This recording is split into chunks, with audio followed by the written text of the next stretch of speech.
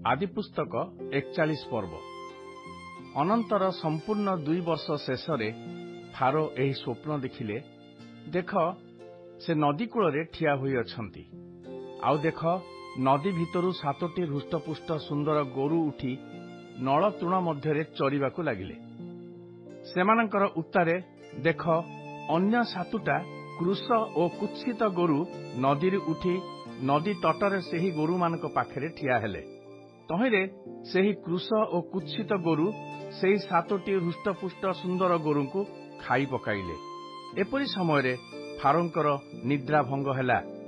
तहे उत्तारे से निद्रित होई द्वितीय थोर स्वप्न देखिले।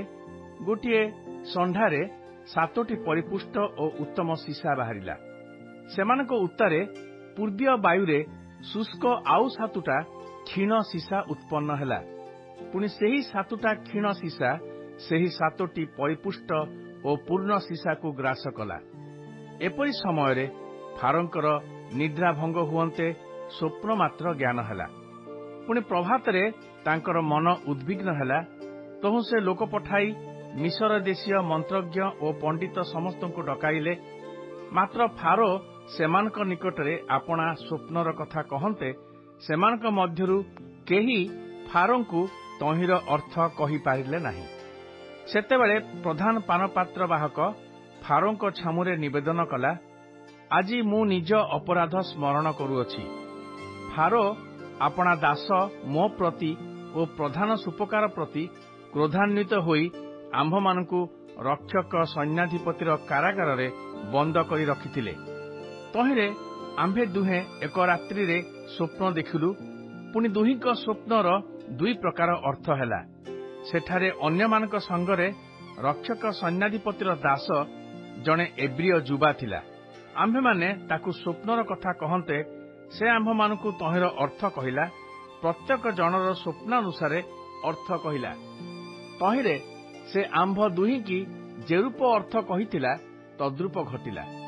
मु पूर्व पदरे नियुक्त हेली ओ से फांसी पाइला। सेतेबेले फारो जोसेफंकु डकाई पठान्ते लोकमाने कारागाररु तांकु शीघ्र आनिले। से क्षौर कर्म करी ओ उत्तम वस्त्र पिंधि फारोंक छामुरे उपस्थित हेले। तहु फारो जोसेफंकु कहिले, आम्भे गोटिए स्वप्न देखिअछु। केही तहिर अर्थ करि पारु नाहांती। मात्र आम्भे तुम्भ विषय शुणिअछु जे तुम्भे स्वप्न शुणिले तहिर अर्थ करिपार। तहिरे जोसेफ कहिले, ताहा मोहर आयत्त नुहे। मात्र परमेश्वर फारोंकु मांगलिक उत्तर देबे। तहु फारो जोसेफंकु कहिले, आम्भ स्वप्न रे देख आम्भे नदी तटरे ठिया होइथिलु। तहिरे नदी भितरु 7टी हृष्टपुष्ट सुंदर गोरु उठी नल तृण मध्यरे चरिबाकू लागिले। अनंतर सेमानक उत्तारे आउ 7टा दुर्बल अति कुत्सित ओ कृषांग गोरु उठी आसिले। आम्भे सेमानक परि कुत्सित गोरु समुदाय मिसर देशरे कदापि देखि नाहु। पुणी सेही कृष कुत्सित गोरु पूर्वर हृष्टपुष्ट सेही 7टी गोरुंकु खाई पकाइले।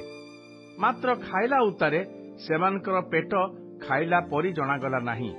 सेमाने पूर्व परि कुत्सित रहिले। एपरि समय आम्भर निद्रा भंग हैला।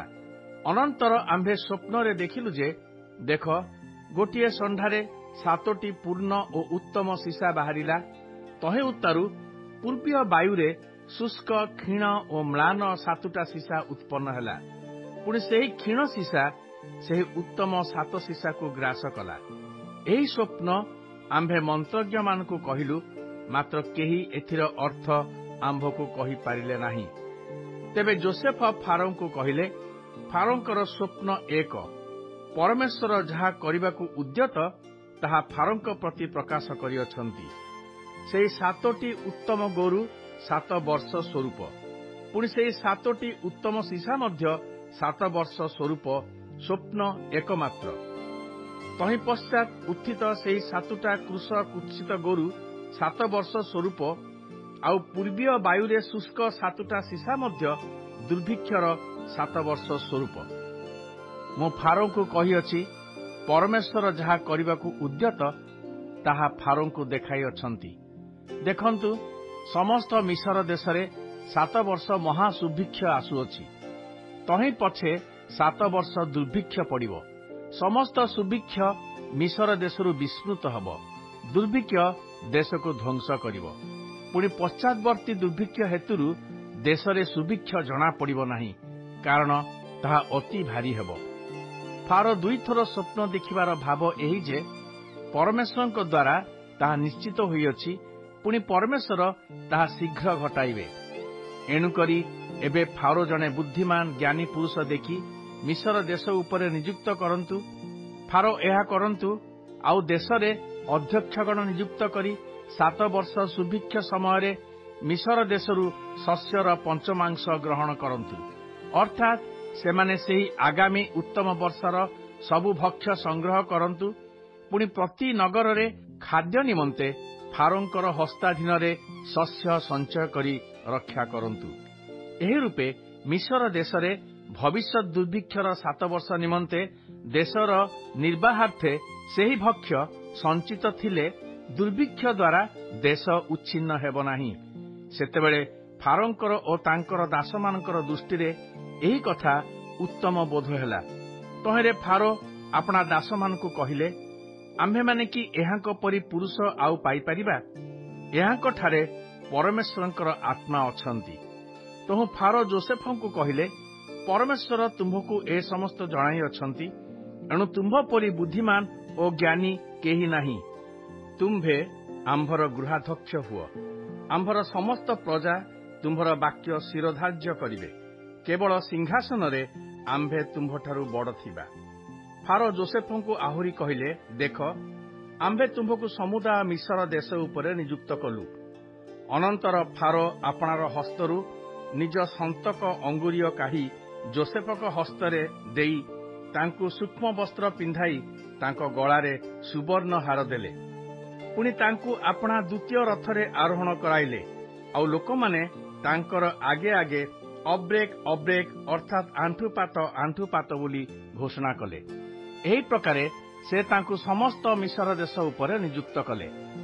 ଅନନ୍ତର ଫାରୋ ଯୋସେଫଙ୍କୁ କହିଲେ, ଆମ୍ଭେ ଫାରୋ ଅଟୁ। ଏହେତୁ ତୁମ୍ଭ ଆଜ୍ଞା ବିନୁ ସମସ୍ତ ମିଶର ଦେଶରେ କୌଣସି ଲୋକ ହାତ ଗୋଡ଼ ଉଠାଇ ପାରିବ ନାହିଁ। ପୁଣି ଫାରୋ ଯୋସେଫଙ୍କର ନାମ ସାଫନତ ପାନେହ ଅର୍ଥାତ୍ କରାପ୍ରାତା ରଖିଲେ। ପୁଣି ଓନ୍ ନଗର ନିବାସୀ ପଟିଫର ନାମକ ଯାଜକର ଆସ୍ନତ ନାମ୍ନୀ କନ୍ୟା ସହିତ ତାଙ୍କର ବିବାହ ଦେଲେ। ଅନନ୍ତର ଯୋସେଫ ସମୁଦାୟ ମିଶର ଦେଶରେ ଗମନାଗମନ କରିବାକୁ ଲାଗିଲେ। ଯୋସେଫ 30 ବର୍ଷ ବୟସ ସମୟରେ ମିଶ୍ରୀୟ ରାଜା ଫାରୋଙ୍କ ଛାମୁରେ ଠିଆ ହୋଇଥିଲେ। ତଦନନ୍ତର ଯୋସେଫ ଫାରୋଙ୍କ ନିକଟରୁ ପ୍ରସ୍ଥାନ କରି ମିଶର ଦେଶର ସର୍ବତ୍ର ଭ୍ରମଣ କଲେ। ଏଥିଉତ୍ତାରୁ ସେହି ସୁଭିକ୍ଷର 7 ବର୍ଷ ଭୂମିରେ ଅପାର ଅପାର ଶସ୍ୟ ଉତ୍ପନ୍ନ ହେଲା। ଯୋସେଫ ସେହି 7 ବର୍ଷରେ ମିଶର ଦେଶରେ ଉତ୍ପନ୍ନ ସକଳ ଶସ୍ୟ ସଂଗ୍ରହ କରି ପ୍ରତି ନଗରରେ ସଞ୍ଚୟ କଲେ। ପୁଣି ଯେଉଁ ଯେଉଁ ନଗରର ଚାରିଆଡ଼ ଭୂମିରେ ଯେତେ ଶସ୍ୟ ଉତ୍ପନ୍ନ ହେଲା, ତାହା ସବୁ ସେହି ନଗରରେ ସଞ୍ଚୟ କଲେ।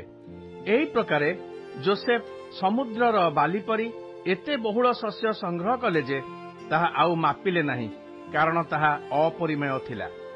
ଆଉ ଦୁର୍ଭିକ୍ଷ ବର୍ଷ ପୂର୍ବରେ ଯୋସେଫଙ୍କର 2 ପୁତ୍ର ଜାତ ହୋଇଥିଲେ। ଓନ୍ ନଗର ନିବାସୀ ପଟିଫୋର ଯାଜକର ଆସନତ ନାମ୍ନୀ କନ୍ୟା ସେମାନଙ୍କୁ ଜନ୍ମ କରିଥିଲା। ତହିଁରେ ଯୋସେଫ ଜ୍ୟେଷ୍ଠର ନାମ ମନସି ଅର୍ଥାତ୍ ବିସ୍ମୃତି ରଖିଲେ, କାରଣ ସେ କହିଲେ, ପରମେଶ୍ୱର ମୋହର ସମସ୍ତ କ୍ଲେଶର ଓ ନିଜ ପିତୃଗୃହର ବିସ୍ମୃତି ଜନ୍ମାଇ ଅଛନ୍ତି। ପୁଣି ଦ୍ୱିତୀୟ ପୁତ୍ରର ନାମ ଇଫ୍ରାଇମ୍ ଅର୍ଥାତ୍ ଫଳବାନ ରଖିଲେ, କାରଣ ସେ କହିଲେ, ମୋହର ଦୁଃଖ ଭୋଗର ଦେଶରେ ପରମେଶ୍ୱର ମୋତେ ଫଳବାନ କରିଅଛନ୍ତି। ଅନନ୍ତର ମିଶର ଦେଶରେ ଘଟିତ ସୁଭିକ୍ଷର 7 ବର୍ଷ ଶେଷ ହେଲା। ପୁଣି ଯୋସେଫଙ୍କର ବାକ୍ୟାନୁସାରେ ଦୁର୍ଭିକ୍ଷର 7 ବର୍ଷର ଆରମ୍ଭ ହେଲା। ତହିଁରେ ଅନ୍ୟ ସମସ୍ତ ଦେଶରେ ଦୁର୍ଭିକ୍ଷ ପଡ଼ିଲା, ମାତ୍ର ସମୁଦାୟ ମିଶର ଦେଶରେ ଆହାର ଥିଲା। ପୁଣି ସମୁଦାୟ ମିଶର ଦେଶରେ ଦୁର୍ଭିକ୍ଷ ପଡ଼ନ୍ତେ ପ୍ରଜାମାନେ ଆହାର ନିମନ୍ତେ ଫାରୋଙ୍କ ନିକଟରେ ଡକା ପକାଇଲେ। ତହିଁରେ ଫାରୋ ସମସ୍ତ ମିଶ୍ରୀୟ ଲୋକଙ୍କୁ କହିଲେ, ତୁମ୍ଭେମାନେ ଯୋସେଫ ନିକଟକୁ ଯାଅ, ସେ ଯାହା କହନ୍ତି ତାହା କର। ସେତେବେଳେ ସର୍ବଦେଶରେ ଦୁର୍ଭିକ୍ଷ ହୁଅନ୍ତେ ଯୋସେଫ ସବୁ ସ୍ଥାନର ଗୋଲା ଫିଟାଇ ମିଶ୍ରୀୟମାନଙ୍କୁ ଶସ୍ୟ ବିକ୍ରୟ କରିବାକୁ ଲାଗିଲେ।